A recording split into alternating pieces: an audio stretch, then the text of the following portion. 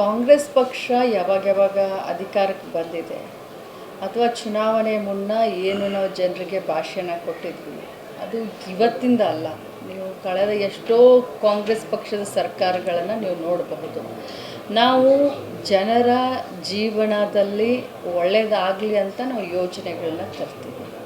ಆ ಯೋಜನೆಗಳಿಂದ ಜನಸಾಮಾನ್ಯರಿಗೆ ಅನುಕೂಲ ಆಗಲಿ ಅನ್ನೋದೇ ಕಾಂಗ್ರೆಸ್ ಪಕ್ಷದ ನೀತಿ ಸಿದ್ಧಾಂತ. ಈಗ 2 ವರ್ಷ ಪೂರೈಸಿದ್ದೀವಿ. ಸಿದ್ದರಾಮಯ್ಯನವ್ರಿಗೆ ಮತ್ತು ಅಧ್ಯಕ್ಷರಾದಂಥ ಡಿ ಕೆ ಶಿವಕುಮಾರ್ ಅವ್ರಿಗೆ ಇನ್ನೂ ಜಾಸ್ತಿ ಶಕ್ತಿಯನ್ನು ಜನ ಕೊಡ್ತಾರೆ ಅನ್ನುವಂಥ ದೃಢ ವಿಶ್ವಾಸದಿಂದ. ಯಾಕಂತಂದರೆ ಏನೇನು ವಾಗ್ದಾನ ಮಾಡಿದ್ವಿ ಆ ಎಲ್ಲ ವಾಗ್ದಾನಗಳನ್ನ ಈಡೇರಿಸಿದ್ವಿ. ಈ ಸಂದರ್ಭದಲ್ಲಿ ಜನರಿಗೆ ಇಷ್ಟೇ ಹೇಳಲಿಕ್ಕೆ ಬಯಸ್ತೇನೆ, ಕಾಂಗ್ರೆಸ್ ಪಕ್ಷದ ಸರ್ಕಾರ ಬಂದಾಗಿನಿಂದ ನಾವು ಏನು ಮಾಡ್ತಾಯಿದ್ದೀವಿ, ಸಂವಿಧಾನದ ಪೀಠಿಕೆಯನ್ನು ಓದ್ತಾ ಇದ್ದೀವಿ. ಸಂವಿಧಾನ ಪೀಠಿಕೆಯಲ್ಲಿ ಏನಿದೆ, ಸರ್ವರಿಗೂ ಸಮಬಾಳು ಸರ್ವರಿಗೂ ಸಮಪಾಲು ಅನ್ನುವಂಥ ಒಂದು ಉದ್ದೇಶ. ಆ ಉದ್ದೇಶವನ್ನು ಇಟ್ಟುಕೊಂಡು ಇವತ್ತು ಆರ್ಥಿಕ ಸಬಲೀಕರಣ ಆಗಲಿ ಅಂತ. ಯಾಕಂದರೆ ಮಹಿಳೆಯರ ಆರ್ಥಿಕವಾಗಿ ಸಬಲೀಕರಣ ಆದರೆ ಸಮಾಜ ಸುಧಾರಣೆ ಆಗುತ್ತೆ ಅನ್ನುವಂಥ ನಿಟ್ಟಿನಲ್ಲಿ ಕಾಂಗ್ರೆಸ್ ಪಕ್ಷದ ಸರ್ಕಾರ ದೃಢ ಹೆಜ್ಜೆಯನ್ನು ಇಡ್ತಾ ಇದೆ. 2 ವರ್ಷ ಪೂರೈಸಿದೆ. ಮಾಧ್ಯಮದವ್ರನ್ನಲ್ಲೂ ಕೇಳ್ತೀನಿ, ಕರ್ನಾಟಕ ರಾಜ್ಯದ ಮಹಾಜನರಲ್ಲೂ ಕೇಳ್ತೀನಿ, ನಿಮ್ಮ ಆಶೀರ್ವಾದ ಸದಾ ಪಕ್ಷದ ಮೇಲೆ ಸರ್ಕಾರದ ಮೇಲೆ ಇರಲಿ. 2,000 ರೂಪಾಯಿ ಏಪ್ರಿಲ್ ತಿಂಗಳದ 2,000 ರೂಪಾಯಿ ಈಗಾಗಲೇ ಬಿಲ್ಲಿಂಗ್ ಆಗ್ತಾ ಇದೆ. ಆದಷ್ಟು ಬೇಗ ಕ್ರೆಡಿಟ್ ಆಗುತ್ತೆ. ನಾನು ಪದೇ ಕಳೆದ 3-4 ದಿನದಿಂದ ತಮ್ಮೆಲ್ಲರಿಗೂ ಹೇಳ್ತಾ ಇದ್ದೀನಿ, ಪ್ರಾಬ್ಲಮ್ ಆಗಿರೋದು ಮಾರ್ಚ್ ತಿಂಗಳದ್ದು ಒಂದೇ. ಅದು ನ್ಯೂ ಫೈನಾನ್ಷಿಯಲ್ ಇಯರ್ ಅಂತ ಮಾರ್ಚ್ ತಿಂಗಳದ್ದು ಒಂದು ಕನ್ಫ್ಯೂಷನ್ನಲ್ಲಿ ನಮಗಿದೆ. ಅದರ್ವೈಸ್ ಇಲ್ಲಿಯವರೆಗೆ 19 ಕಂತನ್ನು ಕ್ಲಿಯರ್ ಮಾಡಿದ್ದೀನಿ. ಈಗ 20ನೇ ಕಂತು ಏಪ್ರಿಲ್ದು ಕೂಡ ನಾನು ಕ್ರೆಡಿಟ್ ಮಾಡಲಿಕ್ಕೆ ಆಲ್ರೆಡಿ ಹೇಳಿ ಬಂದಿದ್ದೀನಿ. ಸೊ ಆದಷ್ಟು ಬೇಗ ಅದು ಕೂಡ ಕ್ರೆಡಿಟ್ ಆಗುತ್ತೆ. ರಾಜ್ಯ ಸರ್ಕಾರ 2 ವರ್ಷ ಪೂರೈಸಿದಾದ್ಮೇಲೆ 2 ವರ್ಷ ಆದಮೇಲೆ ಮುಖ್ಯಮಂತ್ರಿಗಳ ಬದಲಾವಣೆ ಆಗ್ತಾರೆ ಮತ್ತು ಸಚಿವ ಸಂಪುಟದಲ್ಲಿ ಶೀಘ್ರ ಬದಲಾವಣೆ ಆಗುತ್ತಾ ಅಂತೇಳಿ ಅಲ್ಲಿ ಯಾರ್ಯಾರು ಬದಲಾವಣೆ ಆಗುತ್ತಾ, ಯಾವಾಗ ಡಿ ಕೆ ಶಿವಕುಮಾರ್ ಅವರು ಮುಖ್ಯಮಂತ್ರಿ ಆಗ್ತಾರೆ? ಬೆಳಗಾವಿಯಲ್ಲಿ ಹೆಚ್ಚುವರಿಯಾಗಿರೋ ಸ್ಥಾನ ಸಿಗುತ್ತಾ? ಹಿಂದೆ ಯಡಿಯೂರಪ್ಪನವರು ಸಿ ಎಂ ಇದ್ದಾಗ 4-5 ಜನ ಮಿನಿಸ್ಟರ್ ಆದಂಥ ಅವಕಾಶ ಹೆಚ್ಚುವರಿಯಾಗಿ ಸಿಗುತ್ತಾ? ನೋಡಿ, ಈ ಪ್ರಶ್ನೆ ಬಹಳಷ್ಟು ಸೂಕ್ಷ್ಮವಾಗಿರುವಂಥ ಪ್ರಶ್ನೆ. ಅದರಲ್ಲೂ ನಾವು ಜವಾಬ್ದಾರಿ ಸ್ಥಾನದಲ್ಲಿ ಇದ್ದೀವಿ. ನಾನು ಮಂತ್ರಿಮಂಡಲದಲ್ಲಿ ಮಂತ್ರಿಯಾಗಿ ಕೆಲಸ ಮಾಡ್ತೀನಿ. ಆದರೆ ಮೊದಲಿನಿಂದಲೂ ಹೇಳ್ಕೊಂಡು ಬಂದಿದ್ದೀನಿ, ನಮ್ಮ ಪಕ್ಷ ಹೈಕಮಾಂಡ್ ಪಕ್ಷ. ನಮ್ಮ ಪಕ್ಷ ಶಾಸಕರ ಅನಿಸಿಕೆಗಳನ್ನು ಕೇಳ್ಕೊಂಡು ಮಾಡುವಂಥ ಪಕ್ಷ. ಸೊ ಮಂತ್ರಿಮಂಡಲ ಇರಲಿ ಅಥವಾ ಮುಖ್ಯಮಂತ್ರಿಗಳೇ ಇರಲಿ, ಇದು ಏನೇ ನಿರ್ಧಾರ ಕೂಡ ಹೈಕಮಾಂಡ್ ತಗೊಳ್ಳಿ. ಮುಖ್ಯಮಂತ್ರಿ ಆಗುತ್ತಂತ ಆಶೀರ್ವಾದ. ನಾನು ಈ ಪ್ರಶ್ನೆಗೆ ಇದು ಸೂಕ್ತ ಸಂದರ್ಭನೂ ಅಲ್ಲ. ಈ ಪ್ರಶ್ನೆಗೆ ನಾವು ಉತ್ತರ ಕೊಡುವಂಥ ಇದು ಇಲ್ಲ. ಯಾಕಂತಂದರೆ ಹೈಕಮಾಂಡ್ ಹೇಳಿದ ಹಾಗೆ ಕೇಳುವಂಥ ಶಿಸ್ತನ ಸಿಪಾಯಿ ನಾವು ಪಕ್ಷದಲ್ಲಿ. ಒಂದು ನಿಮಿಷ ಹೇಳ್ತೀನಿ.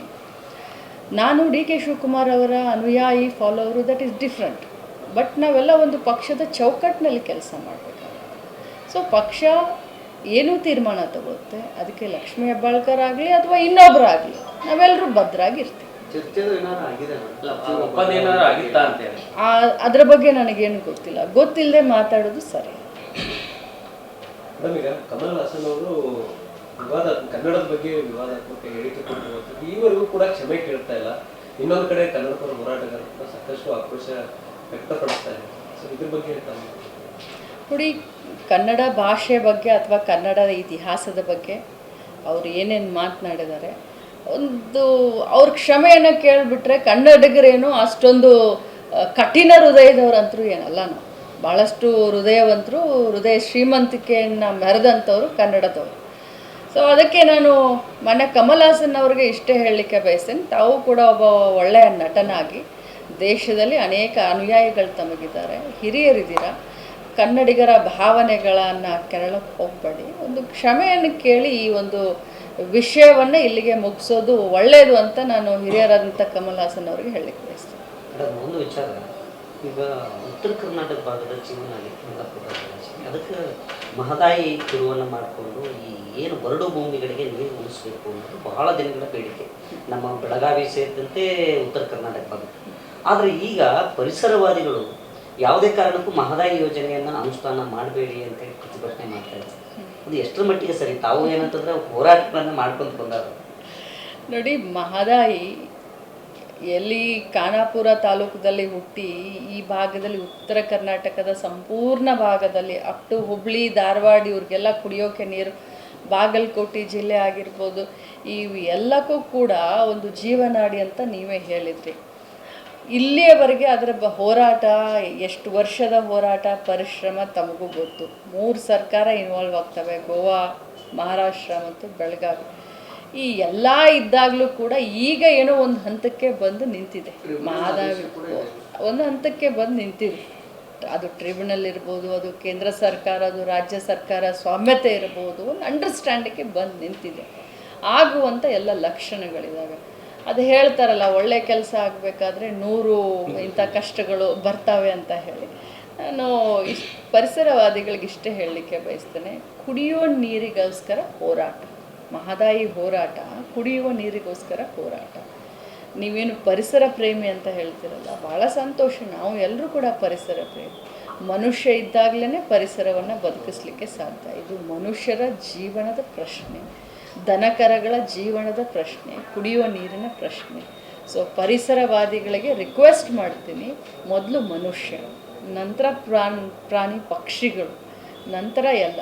ಸೊ ದಯಮಾಡಿ ಇದಕ್ಕೆ ಅಡ್ಡಿಪಡಿಸ್ಬೇಡಿ ಅಂತ ಕೇಳ್ಕೊಳ್ತೀನಿ. ನಮಗೆ ಒಂದು ವಿಷಯ ಏನಂದರೆ, ಎಲ್ಲೇ ಹೋಗಿ ಗೋವಾ ಪ್ರಾಯೋಜಿತ ಹೋರಾಟಗಳಾಗ್ತಾ ಇದ್ದಾವೆ ಅನ್ನೋದು ಒಂದು ಅನುಮಾನಗಳು ಕಾಡ್ತಾ ಇದೆ. ಇಲ್ಲಿವರೆಗೂ ಇದ್ದಿದ್ದಿಲ್ಲ ಮೇಡಮ್. ಯಾಕಂದರೆ ಈ ಕರ್ನಾಟಕ, ಮಹಾರಾಷ್ಟ್ರ, ಗೋವಾ 3 ರಾಜ್ಯಗಳ ಮಧ್ಯೆ ರೆಸಾರ್ಟ್ ಮಾಲೀಕರೇ ಈ ಒಂದು ಹೋರಾಟದ ಮುಂಚೂಣಿ ವಹಿಸ್ತಾ ಇರ್ತಕ್ಕಂಥದ್ದು. ನನಗೆ ಅದ್ರ ಬಗ್ಗೆ ಕಲ್ಪನೆ ಇಲ್ಲ, ತಿಳ್ಕೊಂಡು ಮಾತಾಡುತ್ತೇನೆ. ಯಾಕಂದರೆ ಗೊತ್ತಿಲ್ಲದೆ ಮಾತಾಡಿ ಏನೋ ಇದಾಗ್ತದೆ. ಲೀಡ್ ತೊಗೊಂಡವರು ಅಂತ ಅವರೇ ರೆಸಾರ್ಟ್ ಮಾಲೀಕರೇ ಇದ್ದಾರೆ.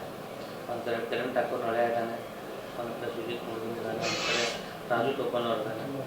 ಅವರು ಸ್ವಾಮೀಜಿ, ನಮ್ಮ ಮುಖ್ಯ ಸ್ವಾಮೀಜಿ ಸಪೋರ್ಟ್ ಮಾಡ್ತಾ ಇದ್ದಾರೆ. ಅವರೇ ಒಂದು ಕಾಲದಲ್ಲಿ ಅದಕ್ಕೆ ನಮ್ಮ ಕಳಸಾ ಬಂದದ್ದು ಮಾತಾಡಿ ಹೋರಾಟಕ್ಕೆ ಬೆಂಬಲ ಘೋಷಿಸಿದವರು. ಇವತ್ತು ಉಲ್ಟಾ ಬಳ್ದ ಅದ್ರ ಹಿಂದೆ ಏನಾದರೂ ಚುನಾವಣೆ ಹೋರಾಟದಲ್ಲಿ ಭಾಗಿಯಾದವರು ಬಹುತೇಕ ಗೋವಾ ಮೂಲದಿಂದ ಬಂದವರು ಇದ್ದಾರೆ. ಇವತ್ತು ಹೋರಾಟ ಮಾಡಿದ್ರ ಅದು ಆಗಬಾರ್ದು ಅಂತ ಇನ್ನೊಂದು ವಿಚಾರ, ಎಲ್ಲರೂ ಅವರೇ ಇದ್ದಾರೆ. ಓಕೆ ಮೇಡಮ್, ಇನ್ನೊಂದು ವಿಚಾರ, ಬಹಳಷ್ಟು ಇದು ಸಾರ್ವಜನಿಕ ವಲಯದಲ್ಲಿ ಒಂದು ಹುಲ್ಲನ್ನು ಎಬ್ಬಿಸ್ತಾ ಇದ್ದಾರೆ. ಬೆಳಗಾವಿ ಹಿಡಕಲ್ ಜಲಾಶಯದಿಂದ ನೀರು ತೆಗೆದುಕೊಂಡು ಹೋಗ್ತಾ ಇದ್ದಾರೆ ಅನ್ನೋ ಒಂದು ವಿರೋಧ, ಅದು ಒಂದು ಹೋರಾಟ ಬೇರೆ. ಅದರಲ್ಲಿ ತಮ್ಮ ಹೆಸರನ್ನ ತಳಕ್ ಹಾಕುವಂತ ಕೆಲಸ ನಡೀತಾ ಇದೆ. ಏನಂತಂದ್ರೆ, ತಮ್ಮದೇನೋ ಫ್ಯಾಕ್ಟ್ರಿ ಕಟ್ತಾ ಇದ್ದೀರಿ, ಅದಕ್ಕಾಗಿ ಇಲ್ಲಿ ನೀರನ್ನ ಒಯ್ತಾ ಇದ್ದಾರೆ ಅನ್ನೋ ಒಂದು ಗುಲ್ಲನ್ನ ಎಬ್ಬಿಸ್ತಾ ಇದ್ದಾರೆ. ಅದಕ್ಕೆ ಸಂಬಂಧಪಟ್ಟಂತೆ ಏನಾದರೂ ಸ್ಪಷ್ಟೀಕರಣ ಕೊಡೋದು? ನೋಡಿ, ಬೆಳಗಾವದಲ್ಲಿ ಏನೇ ಒಳ್ಳೆಯದಾಗಲಿ ಅದು ಬೇರೆಯವ್ರ ಪಾಲು. ಬೆಳಗಾವಿಗೆ ಸಂಬಂಧಪಟ್ಟಂಗೆ ಏನೇ ಕೆಟ್ಟದಾಗಲಿ ಅದು ಯಾರು ತಲೆ ಕಟ್ತಾರೆ ಅನ್ನೋದು ತಮಗೆಲ್ಲರಿಗೂ ಗೊತ್ತಿದೆ. ಮೃಣಾಲ್ ಶುಗರ್ಸ್ಗೂ ಹಿಡ್ಕಲ್ ಡ್ಯಾಮ್ ವಾಟರ್ಗೂ ಏನು ಕನೆಕ್ಷನ್ನು? ನಮಗೆ ಅದು ಸಂಬಂಧನೇ ಇಲ್ಲ. ನಮ್ಮ ಹೆಸರನ್ನ ಸುಮ್ಮನೆ ಅದರಲ್ಲಿ ತಗೊಂಡು ಬರೋದು. ನನಗೆ ಅದಕ್ಕೆ ಕನೆಕ್ಷನ್ನೇ ಇಲ್ಲ.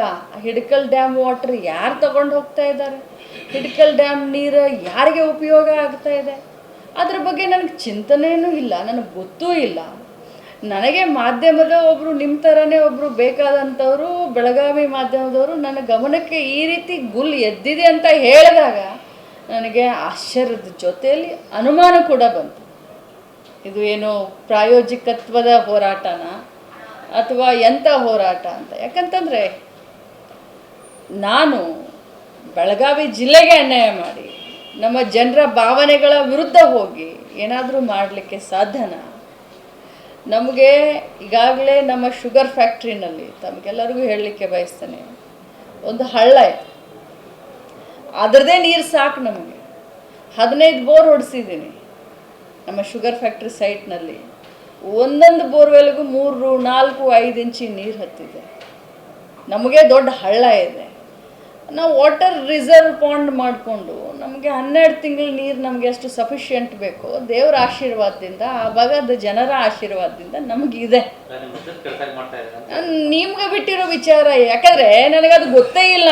ಹಿಡ್ಕಲ್ ಡ್ಯಾಮ್ ವಾಟರು ಧಾರವಾಡಕ್ಕೆ ಹೋಗ್ತಾ ಇದೆ ಅನ್ನೋದನ್ನೇ ಗೊತ್ತಿಲ್ಲದ ಹೊತ್ತದಲ್ಲಿ, ಇದನ್ನೇ ಗೊತ್ತಿಲ್ಲ ನನಗೆ. ಯಾವ ಯೋಜನೆ ಹೋಗ್ತಾ ಇದೆ, ಯಾರ ಕನೆಕ್ಷನ್ನು, ಯಾರು ಅದನ್ನು ತಗೊಂಡು ಹೋಗ್ತಾ ಇದ್ದಾರೆ, ಯಾರು ಹಿಡನ್ ಅಜೆಂಡಾ ಇದೆ, ಅದೇನು ನನಗೆ ಗೊತ್ತಿಲ್ಲ. ಅದೇನು ನನಗೆ ಸಂಬಂಧನೂ ಇಲ್ಲ. ಈ ಹಿಡ್ಕಲ್ ನೀರು ತೊಗೊಂಡೋಗಿ ಮೃಣಾಲ್ ಶುಗರ್ ಮಾಡಲಾ? ಒಂದು ತಾತ್ಪರ್ಯನೋ ಅಥವಾ ಏನೋ ಈಗೇನು ಹೋಯ್ತಾ ಇದಾರೆ ಅದು ಇಂಡಸ್ಟ್ರಿ ಇರೋದು ಬೇರೆ ಕಡೆ, ನಿಮ್ಮದು ಅಲ್ಲಿಂದ 20 ಕಿಲೋಮೀಟರ್. ಸೊ ಒಂದಕ್ಕೊಂದು ಲಿಂಕ್ ಇಲ್ದಿದ್ರು ಕೂಡ ಈ ವಿಚಾರದಲ್ಲಿ ನಿಮ್ಮ ಹೆಸರನ್ನ ಅದು ನನಗೆ ಗೊತ್ತಿಲ್ಲ ರೀ, ಯಾಕೆ ತಳಕ್ ಹಾಕ್ತಾರೆ ಅಂತ ಗೊತ್ತಿಲ್ಲ ಅನ್ನೋದಕ್ಕೇ ನಿಮ್ಮ ಎದುರುಗಡೆ ಸ್ಪಷ್ಟನೆ ಕೊಡ್ತಾ ಇದ್ದೀನಿ.